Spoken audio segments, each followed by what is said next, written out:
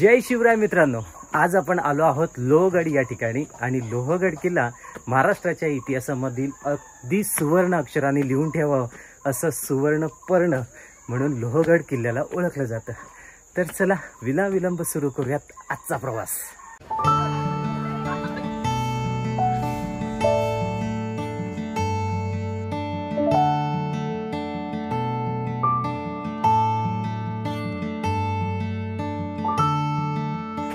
मित्रांनो, शिवछत्रपती शिवाजी महाराजांनी जेव्हा सुरत लुटली त्यानंतर लुटीचा माल हा लोहगडावर का ठेवला गेला त्याचं कारण पायरी मार्गावर चढल्यानंतर आपल्याला खऱ्या अर्थानं कळतं की किल्ला किती मजबूत असेल याची प्रचिती पायरी मार्गावरूनच येते। आणि सध्या किल्ल्याच्या पहिल्या माचीवर गाडी येते म्हणून त्याची हाईट आपल्याला वाटत नाही, पण मळवली रेल्वे स्टेशन किंवा लोणावळ्यामधून जेव्हा आपण किल्ला पाहतो तेव्हा मात्र किल्ल्याची हाईट प्रचंड उंच वाटते।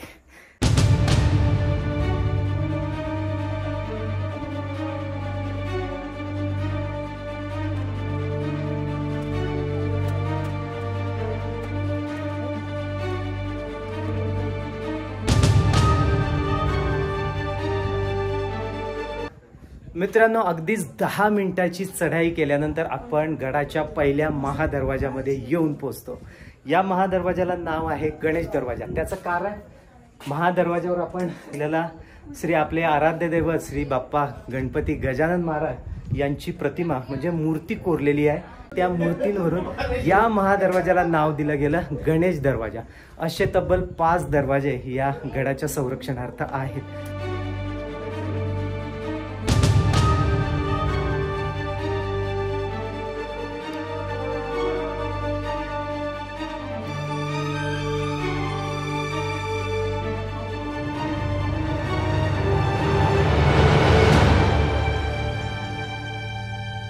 माझ्या पाठीमागे आपण बघत आहात हा गणेश दरवाजा आहे आणि गणेश दरवाजा जोपर्यंत आपण गणेश दरवाजामध्ये पोहोचत नाही तिथपर्यंत या दरवाजाचं तोंड कोणत्या दिशेला आहे हे कळतही नाही। गोमुखी रचना यालाच म्हणतात। ही माझ्या पाठीमागे आहे ही वस्ती आत्ता झालेली आहे, ही माची आहे, पहिली माची आहे। आणि जर शत्रूने या माचीवर चाल केलीच आणि इथून जर तोफा या महादरवाजावर डागल्यास तर महादरवाजाचं तोंड हे भेदलं जाऊ नये याच्यासाठी गोमुखी रचना तत्काळामध्ये केली जायची। आणि हा पहिला दरवाजा आहे। पहिला दरवाजा जर इतका बलाढ्य असेल तर याच्यावरचे दरवाजे किती बलाढ्य आणि बुलंद असतील एक विचार करा। आपल्याला जायचं आहे वरती।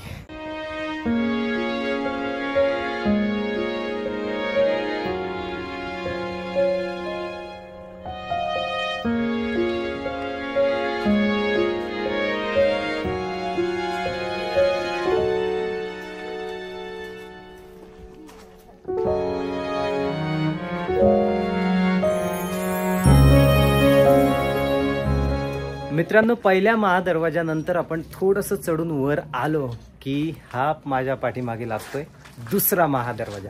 दुसऱ्या महादरवाजाची जे रचना आहे कमालीची भारी आहे। इकडनं येणारा जर पहिला महादरवाजा भेदलाच तर दुसरा महादरवाजा भेदला जाऊ नये हिंस्र श्वापद किंवा हत्ती रानगवे यांच्या साहाय्याने दुसरा महादरवाजाचा लाकडी दरवाजा हा फोडला जाऊ नये त्याच्यासाठी गोमुखी रचना करून हा पायरी मार्ग दिलेला आहे। आणि पायरी मार्ग थोडा खर आहे, त्याचं कारण आहे की हत्तीला जास्त पाठीमागे येता येऊ नये, कारण हत्तीला जेव्हा एखाद्यावर धडक मारायची असते तेव्हा हत्ती 4 पावले पाठीमागे जातो आणि जोरात धावून मग धडक मारतो। तर ती धडक या ठिकाणी देता येऊ नये याच्यासाठी हा खर पायरी मार्ग आहे। आणि रचना पुन्हा एकदा गोमुखी, कारण गोमुखी रचना असताना हत्ती किंवा रानगवे यांना पाहिजे तेवढी ताकद काढता येत नाही आणि त्याच्यामुळं दरवाजा भेदला जात नव्हता। आणि जरी शत्रू सैन्य वर चढून आलं तरी त्यांना थोपून धरण्यासाठी या दरवाजाच्या वरती आपल्याला जंग्या बघायला मिळतात। तिथे बाणधारी बंदूकधारी किंवा भालाधारी हे तिथे राहून शत्रूला टप्प्यात येण्याची वाट पाहून त्यांच्यावर हल्ला केला जायचा। इतका संरक्षणाच्या दृष्टीने बलाढ्य आणि बुलंद असा लोहगड आहे। आणि लोहगड काय याचं नाव आहे त्याचं कारण थोडंसं वर गेल्यानंतर आपल्याला बघायला मिळेल। चला आत्ता आपण दुसरा महादरवाजा चढून वर जाऊयात आणि या गडाला लोहगड का नाव दिलं त्याचं कारण शोधूयात। या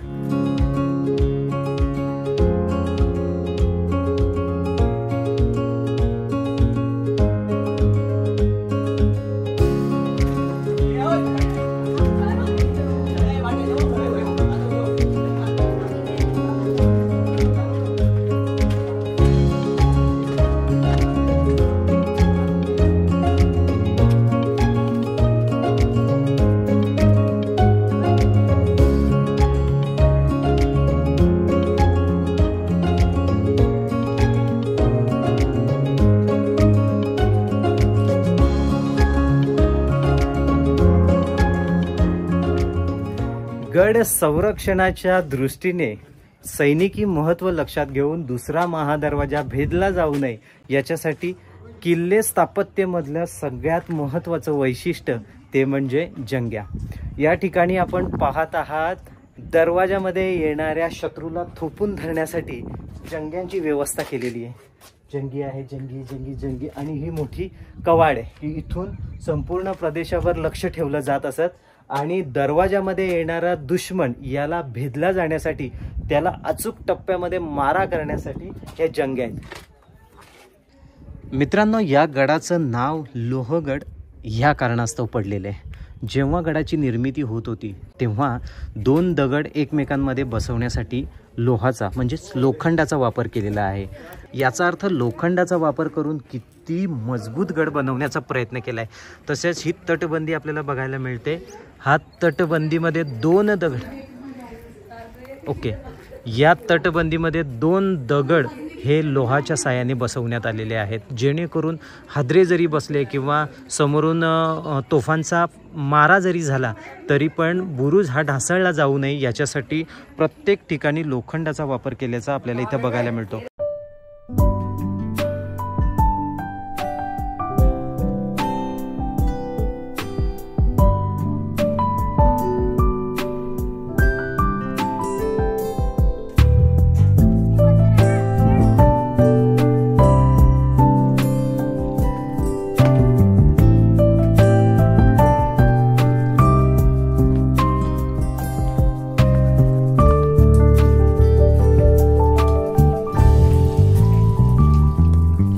मित्रांनो, दुसरा महादरवाजा चढून आल्यानंतर अगदी 2 मिनिटांच्या अंतरावर धान्य कोठी बघायला मिळते. धान्य कोठी म्हणजे तत्कालीन जर वेढा पडलाच तर अतिरिक्त धान्य गडावर मुबलक प्रमाणात असायला हवं याच्यासाठी ते स्टोअर करून ठेवलं जायचं आणि ह्याच धान्य कोठीमध्ये ते साठवून ठेवलं जायचं. आपण आतमध्ये जाऊन बघूयात धान्य कोठी कशी आणि ऊन वारा पाऊस यांचा परिणाम होऊन त्या धान्य कोठे लिकेज झालेले आहेत. तत्काळामध्ये धान्य साठवण्याची जागा आत्ता मात्र लिकेजमुळे त्याच्यात पाणी साठलेलं आहे. आत्ता गडावर येणारे वाटसरू किंवा पर्यटक हे पाणी पिण्यासाठी वापरतात. स्वच्छ पाणी आहे, पण तत्काळामध्ये ही धान्य कोठी लिकेज नसल्या कारणाने इथे धान्य साठवलं जायचं. या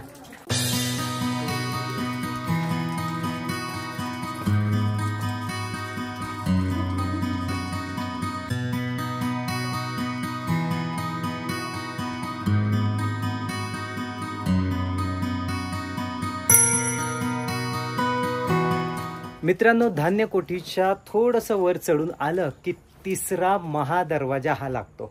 तिसरा महादरवाजाची रचना तर विरुद्ध दिशेला आहे. खालचे 2 महादरवाजे हे पूर्वेकडे तोंड त्यांचं होतं. या तिसऱ्या महादरवाजाचं तोंड हे पश्चिमेकडे. म्हणजे शत्रूने 2 दरवाजे भेदले तर तिसऱ्या दरवाजाचं तोंड कोणत्या दिशेला आहे किंवा खाली त्यांनी तोफा लावल्या आणि त्यात डागण्याचा प्रयत्न केला तरी हा दरवाजा भेदला जाऊ नये त्याच्यासाठी ही युद्धनीती केली जायची. किंवा त्या समोर दिसणारा हा विसापूर किल्ला आहे. या विसापूर किल्ल्याला टप्प्यामध्ये ठेवण्यासाठी या महादरवाजाच्या तोंडाची रचना ही विसापूरच्या दिशेने केलेली आहे, जेणेकरून जर शत्रूने आक्रमण जरी केलं तरी या महादरवाजाला संरक्षण त्या विसापूर किल्ल्याचं मिळत असायचं. आणि याच्यासाठी या महादरवाजाची रचना किंवा या महादरवाजाचं तोंड हे पूर्वेकडे केलेलं आहे. 3 दरवाजे, अजूनही 2 दरवाजे वरती आहेत. म्हणूनच सुरत जेव्हा छत्रपती शिवाजी महाराजांनी लुटली त्या लुटीचा मुद्देमाल या गडावर आणून ठेवला. त्याचं हेच कारण की कितीही संकट आली किंवा कितीही शत्रूने आटापिटा केला तरी सहजासहजी हा गड शत्रूच्या ताब्यात येऊ नये आणि आपण आणलेला मुद्देमाल हा त्यांच्या हाती लागू नये याच्यासाठी लोहगडाची शिवछत्रपती शिवाजी महाराजांनी निवड केली होती.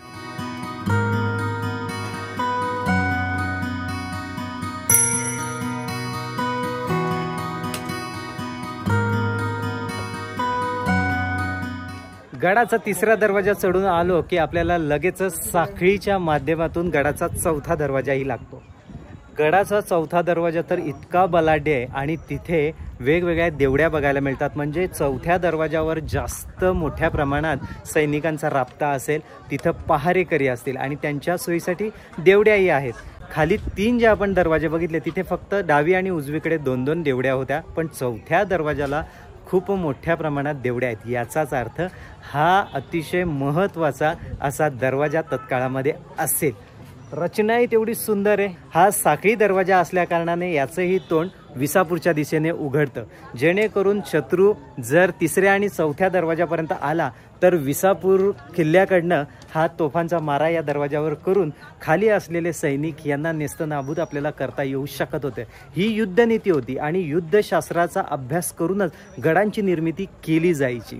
जसं आपण रायगड बघितला, राजगड बघितला, तोरणा बघितला, हे प्रचंड बलाढ्य गड आहेत का, तर त्याची कारणं त्यांच्या महादरवाजाच्या रचनेमध्ये सापडतात।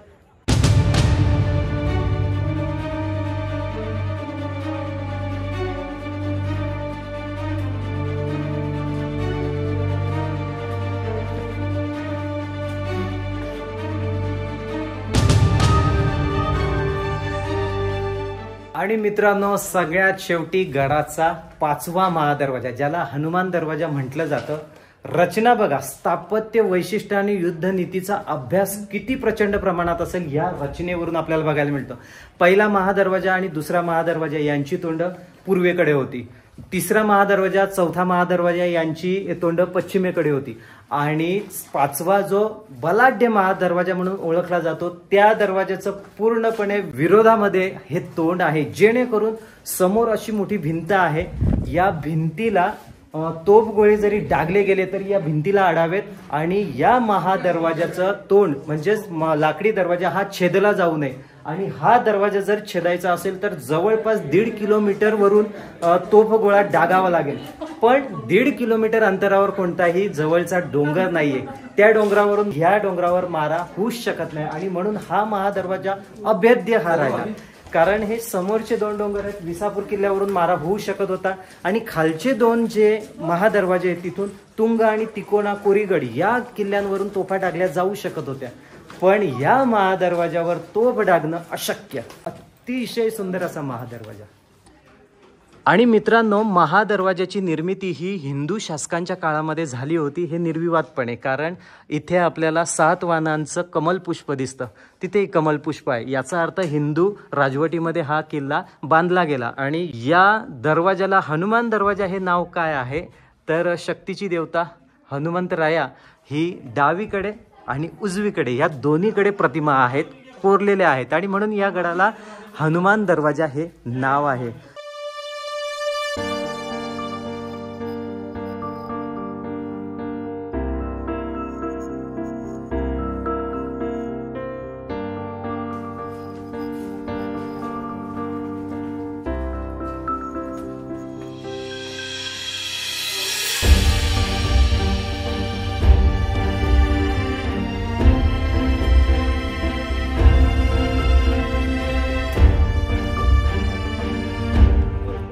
सध्या आपण गडाच्या सगळ्या टॉप जागेवर म्हणजेच 5व्या महादरवाजाच्या वरती आलेलो आहोत, आणि या महादरवाजाच्या टिहाळणी बुरुजाकडनं संपूर्ण परिसराची ही टिहाळणी होत असायची। माझ्या पाठीमागे आपण पाहाल तर हा विसापूर किल्ला आहे, आणि या विसापूर किल्ल्यालाच लोहगडाचा जोडदुर्ग म्हणूनही संबोधलं जातं, ओळखलं जातं। इकडचा संदेश त्या किल्ल्यावर पोहोचवणं अगदी सहज आणि सोपी गोष्ट होती, त्या बुरुजाकडनं सहज संदेश विसापूर किल्ल्यावर हा पोहोचवला जाऊ शकत होता। आणि समोर तिथे छोटासा एक डोंगर दिसतोय, सुळका दिसतोय, तो तिकोना।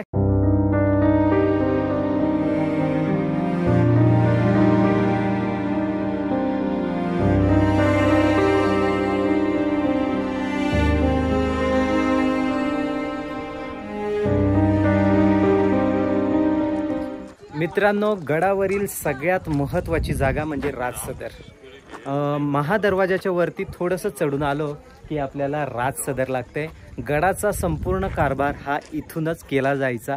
राजसदरेवर मंत्र्यांच्या बैठका होणं असोत किंवा राजांचे जे काही निर्देश असतील त्याचं वाचन असोत, हे संपूर्ण लेखाजोख्याचं कार्य हे या राजसदरेवरून केलं जायचं। आणि राजसदरेवर आल्यानंतर खूप प्रसन्न असं वाटतंय, कारण जशा आपण दुसऱ्या महादरवाजामध्ये 3 तोफा पाहिल्या तशाच 3 तोफा गाडायुक्त या राजसदरेवर ठेवण्यात आलेल्या आहेत। खरं तर या तोफा इथं नाही आहेत, त्या बालेकिल्ल्याच्या बुरुजांवर असायच्या, पण आता बालेकिल्ल्यांचे बुरुज ढासळू लागलेत आणि त्याच्यामुळे तोफा या राजसदरेवर आणून ठेवलेल्या आहेत. आणि त्याच्याच बाजूला ही जी वास्तू आहे ही एकमेव वास्तू अशी आहे उभी आहे आणि ती कबर आपल्याला बघायला मिळते.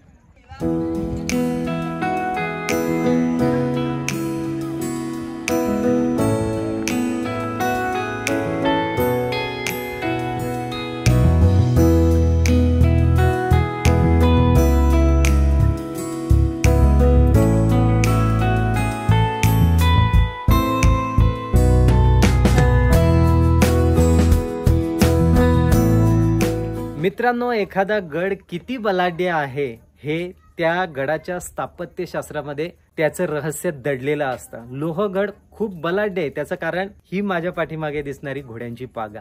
घोड्यांची पागा या गडावर असणं म्हणजेच गडाचा विस्तार खूप मोठा आहे हे दर्शवतं. अगदी बालेकिल्ल्यापासून तर विंचू कड्यापर्यंत सैनिक स्वार होऊन तिथपर्यंतची रपेट करून या गडाचा संपूर्ण भाग हा सुरक्षित करण्याच्या दृष्टीने ही घोड्यांची पागा ही गडावर आपल्याला बघायला मिळते. आणि तब्बल 40 ते 50 घोडे या पागेमध्ये बांधले जाऊ शकतात. इतकी मोठी प्रशस्त जागा या घोड्यांच्या पागेमध्ये आहे. आणि त्यांना विशेष म्हणजे दाणा पाणी वैरण देण्यासाठीच्या ज्या कुंड्या आपण पाहिल्या, हे कमालीचं भारी स्थापत्य आहे.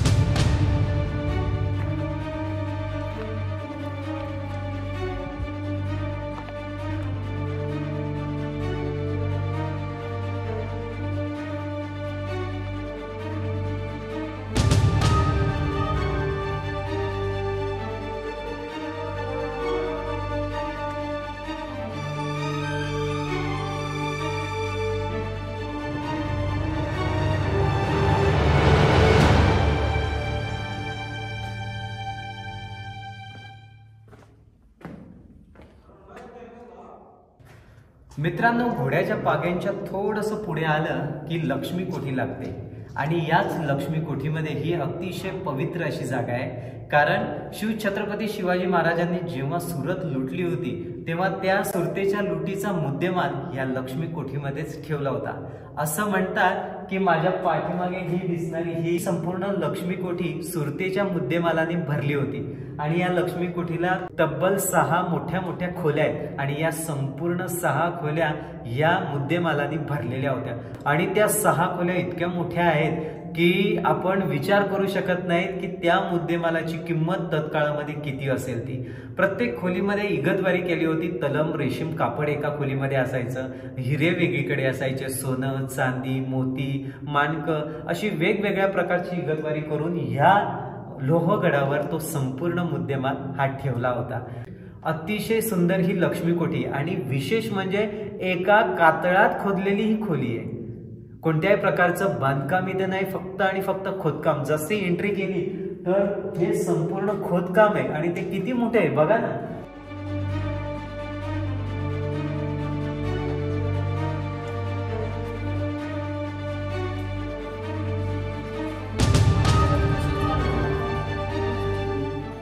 खूप सुंदर जागा आहे. जर आपण लोहगडावर जर आलात तर घोड्यांची पागा पाहिल्यानंतर तिच्याच थोडंसं पुढे लक्ष्मी कोठी ही पाहायला विसरू नका.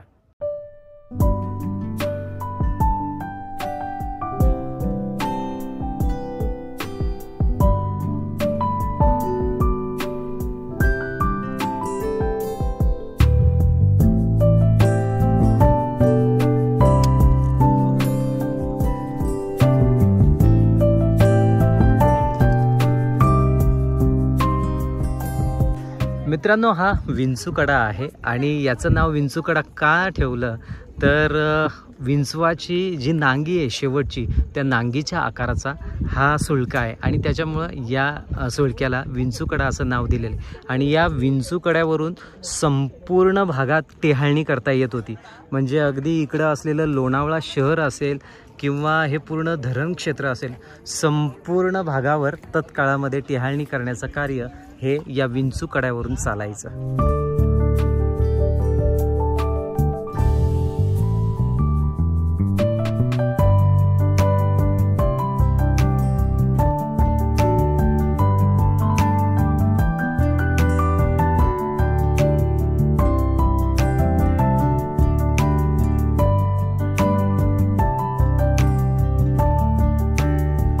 मित्रांनो, हाच तो 16 कोणी असलेला असा हौद आणि या 16 कोणी हौदाची निर्मिती ही नाना फडणवीस यांच्या काळामध्ये झालेली आहे।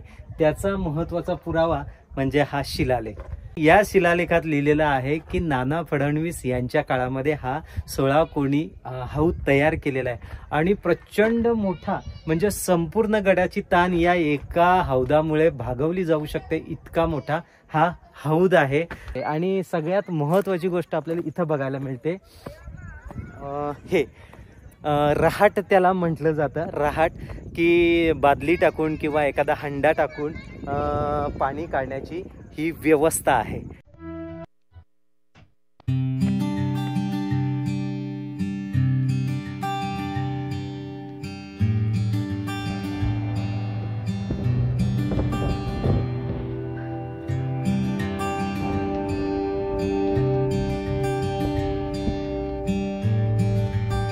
मित्रांनो, आपण सध्या किल्ल्याच्या बाले किल्ल्यामध्ये आहोत आणि या बाले किल्ल्यातून प्रत्येक किल्ल्याला संदेशवहन करण्याच्या दृष्टीने ही मोक्याची जागा आहे। म्हणजे समोर जर आपण बघितलं तर तिकोना किल्ला दिसतोय, त्याच्या बाजूला हा जर बुरुज आपल्याला दिसत असेल तर हा तुंग किल्ला आहे, तिथे मोरधन किल्ला आहे, त्याच्याच बाजूला कोरीगड किल्ला आहे, अजून पुढे जर गेलं तर घनगड सारखा किल्ला आहे आणि या किल्ल्याचा जोड किल्ला म्हणून विसापूर किल्ला, तोच या दुर्ग साखळीच्या बरोबर मध्यभागी हा लोहगड किल्ला आहे आणि म्हणूनच हा संरक्षणाच्या दृष्टीने इतका बलाढ्य आणि बुलंद गड मानला जातो, कारण या गडाच्या संरक्षणासाठी चारही बाजूने गडकोट आहेत आणि संदेशवहनासाठी या गडाचा खूप चांगल्या प्रकारे वापर केला जायचा।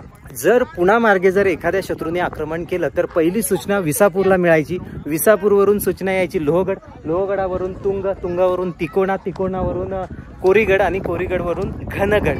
म्हणजे या साखळीच्या माध्यमातून कोकणापर्यंत म्हणजेच राजगड असेल, रायगड असेल, तोरणा असेल या किल्ल्यांवर सूचना ह्या नेण्याचं कार्य ह्या गडांच्या साखळीच्या माध्यमातून होत असे।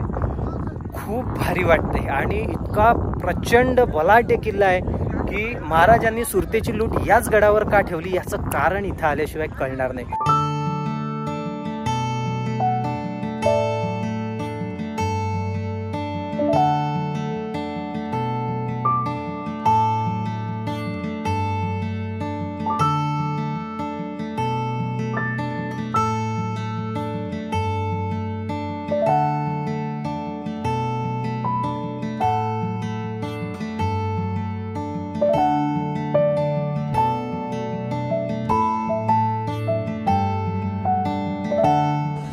मित्रांनो, गडाच्या इतिहासाबद्दल जर बोलायचं झालं तर एक बलाढ्य असा इतिहास या गडाला आहे।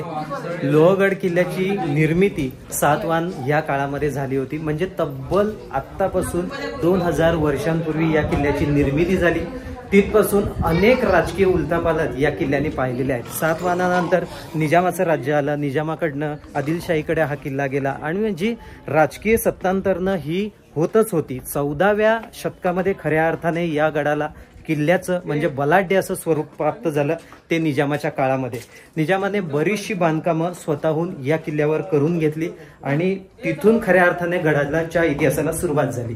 त्यानंतर स्वराज्यामध्ये असताना 1648 मध्ये हा गड स्वराज्यामध्ये आला, शिवछत्रपती शिवाजी महाराजांनी जिंकून घेतला आणि तदनंतर पुरंदरच्या तहामध्ये हा किल्ला पुन्हा मिर्झाराजे जयसिंगाची जेव्हा स्वारी झाली तेव्हा पुरंदरचा तह झाला आणि या तहामध्ये हा किल्ला मोगलांकडे गेला।